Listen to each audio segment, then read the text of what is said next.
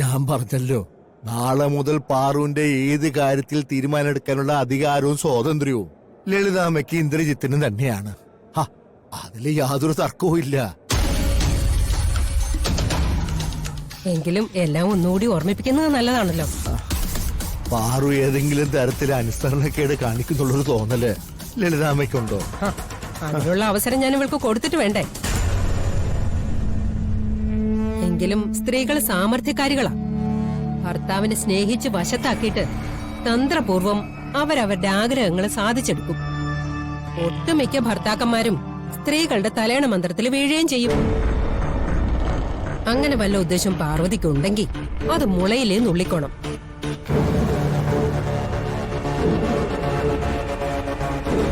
ഞാൻ മനസ്സിലാക്കിയെടുത്തോളം ഇന്ദ്രൻ പെണ്ണിന്റെ വാക്ക് കേൾക്കുന്നവനല്ല.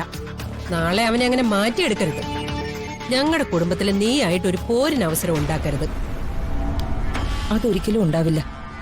ഇവളായിട്ട് നിങ്ങളുടെ കുടുംബത്തിന്റെ സമാധാനം ഒരിക്കലും നശിപ്പിക്കില്ല.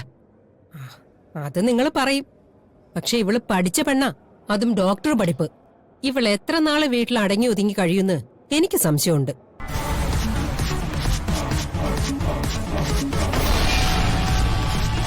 പാറു, നീ ഇതെന്താ കേട്ടിട്ട് മിണ്ടാണ്ടിരിക്കുന്നേ? നീ ഇനി ഡോക്ടറായിട്ട് പ്രാക്ടീസ് ചെയ്യാൻ പോകുന്നില്ലെന്ന് മുത്തശ്ശിയോട് വാതുറന്ന് പറയും. നീ ഇങ്ങനെ മിണ്ടാണ്ടിരിക്കുന്നതുകൊണ്ടാ മുത്തശ്ശി ഇങ്ങനെ ആവർത്തിച്ച് ചോദിക്കുന്നത്.